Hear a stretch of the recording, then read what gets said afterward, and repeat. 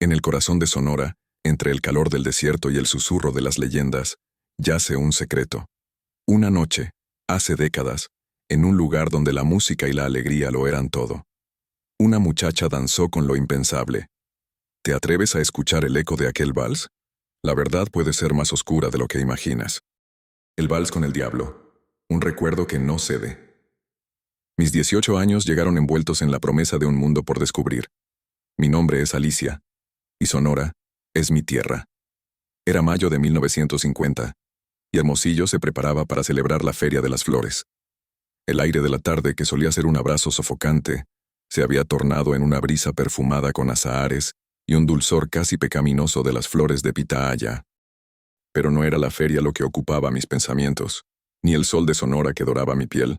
Era el gran baile del Casino del Diablo. Mis amigas, Elena y Sofía, y yo habíamos pasado semanas soñando con esa noche. Habíamos ahorrado cada peso para nuestros vestidos, los habíamos ajustado y adornado con cintas y encajes. El mío era un sueño de tafeta verde esmeralda, un color que, según mi madre, realzaba el brillo de mis ojos. Yo solo quería que me hiciera sentir invisible para mis ansiedades y visible para la magia. El Casino del Diablo era más que un edificio, era una leyenda viva. Se decía que sus salones habían sido testigos de amores prohibidos, fortunas ganadas y perdidas, y secretos tan oscuros como el terciopelo de sus cortinas. Para nosotras, jóvenes ávidas de vida y de las promesas de la madurez, era el umbral de una nueva etapa. Había un aura de misterio y glamour que lo rodeaba, una promesa de que en sus muros algo extraordinario podría suceder. Aquella noche, el casino resplandecía. Cientos de bombillas de filamento arrojaban una luz ámbar sobre los rostros expectantes, sobre los trajes de lana fría de los caballeros y los vuelos de seda de los vestidos de las damas. La orquesta, compuesta por músicos impecables, llenaba el aire con un mambo vibrante, luego un foxtrot juguetón, y finalmente, un vals que invitaba al abandono. Había bailado ya con varios pretendientes. Los hijos de los hacendados, los universitarios de la capital, todos ellos con la misma sonrisa nerviosa y el mismo temor a pisar mi delicado zapato. Eran caballeros, sí, pero sus bailes eran predecibles, sus conversaciones, intrascendentes. Yo anhelaba algo más, algo que me hiciera temblar de emoción, no de aburrimiento. Una chispa, un misterio, una promesa de lo desconocido. Fue entonces cuando lo vi. Apareció en la entrada del salón, como si se hubiera materializado de la sombra de la noche. Era alto, de una elegancia que no se veía a menudo en Hermosillo. Su traje, de un negro más profundo que el ébano, parecía absorber la poca luz que le llegaba. Su cabello, peinado hacia atrás con impecable pulcritud, brillaba bajo el reflejo tenue de las lámparas. Pero eran sus ojos. Sus ojos eran pozos de obsidiana, tan oscuros que parecían contener las noches más profundas de la historia, y a la vez, irradiaban una luz extraña, casi magnética. Nadie parecía notarlo de inmediato, o quizás yo era la única que sentía su presencia con tal intensidad. Mis amigas, sumidas en su propia charla, no se percataron de cómo se movía a través del gentío con una fluidez inquietante, como si el espacio se abriera a su paso. Su rostro era angular, cincelado, con pómulos altos y unos labios finos que, al curvarse en una leve sonrisa, revelaron una dentadura perfecta, demasiado blanca, casi irreal. Se acercó a mí con una lentitud que me pareció una eternidad. Mis manos temblaban ligeramente, y mi corazón se aceleró como un colibrí atrapado en mi pecho. Elena me dio un codazo y Sofía soltó un jadeo ahogado. Ambas se quedaron sin aliento al ver a aquel hombre misterioso detenerse frente a mí. ¿Me concede esta pieza, señorita? Su voz era un susurro grave, como el resonar de un violonchelo en la distancia, y a la vez, contenía una autoridad innegable. Me hipnotizó, y todo lo que pude hacer fue extender mi mano temblorosa. Cuando su piel tocó la mía, sentí una descarga que me recorrió el brazo como un relámpago. No era frío, ni caliente. Era una sensación eléctrica, vibrante, como si dos imanes de polaridad opuesta se hubieran encontrado. Sus dedos eran largos y finos, extrañamente pálidos, y por un microsegundo juraría que vi un destello rojizo en las puntas de sus uñas, aunque lo atribuía a la luz parpadeante. Me condujo a la pista, y la orquesta, como si estuviera esperando su señal, comenzó a tocar un vals lento, melancólico, con violines que lloraban y una trompeta que suspiraba. Sus brazos me rodearon con una seguridad que me hizo olvidar mi inexperiencia. No me llevó, sino que me guió. Sus pasos eran tan exactos, tan fluidos, que mis pies se movían en perfecta sintonía con los suyos, sin esfuerzo, sin tropiezo. Flotábamos. Me miraba a los ojos con una intensidad que me desarmó. Su mirada era como un abismo, oscuro y profundo, pero en sus profundidades sentí una sabiduría ancestral, una historia de milenios. No había coqueteo en su mirada, sino una especie de entendimiento silencioso, como si supiera todo sobre mí, sobre mis sueños y mis miedos más recónditos.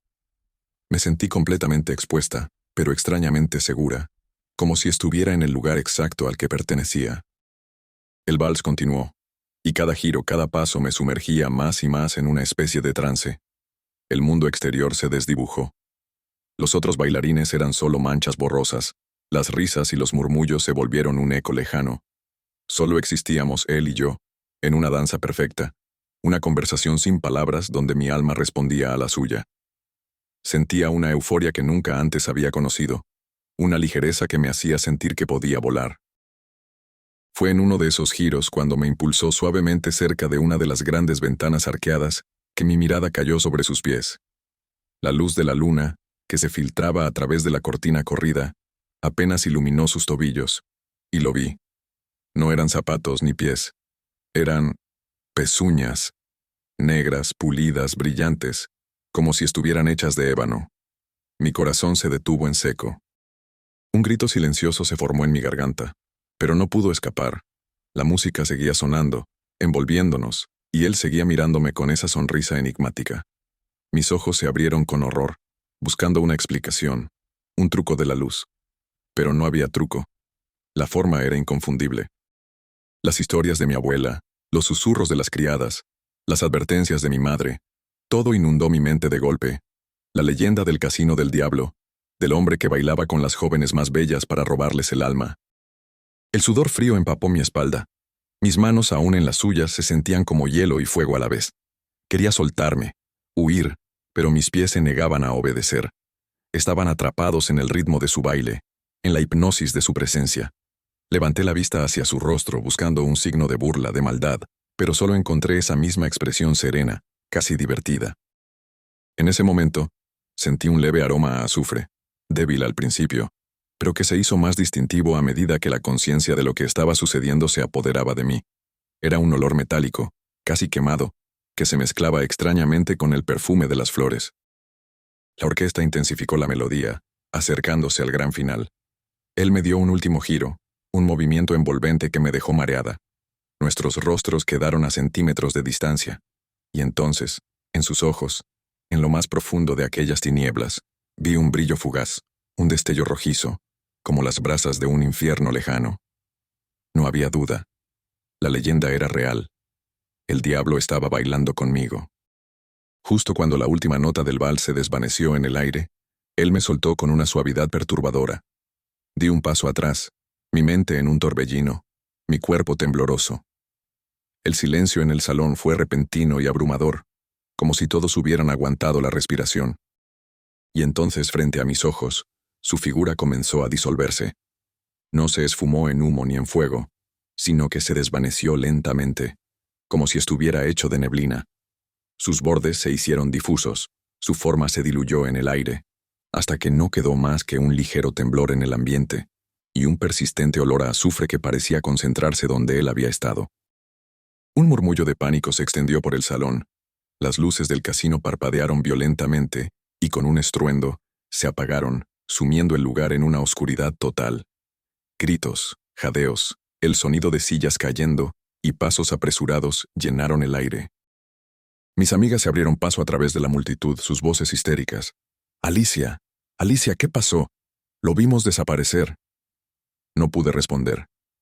Solo podía temblar, sintiendo el eco de aquel vals en cada fibra de mi ser. El roce de sus manos, la intensidad de su mirada, la inconfundible forma de sus pies, todo se había grabado en mi memoria con una claridad terrorífica. Desde aquella noche, el casino del diablo cerró sus puertas para siempre. Las historias sobre el hombre misterioso que bailaba con las jóvenes se volvieron más vívidas, más aterradoras, y se contaban con el aliento contenido. Se decía que su presencia aún rondaba los salones vacíos, esperando el momento de volver. Y yo nunca volví a ser la misma. El recuerdo de aquel vals se convirtió en una sombra persistente en mi vida.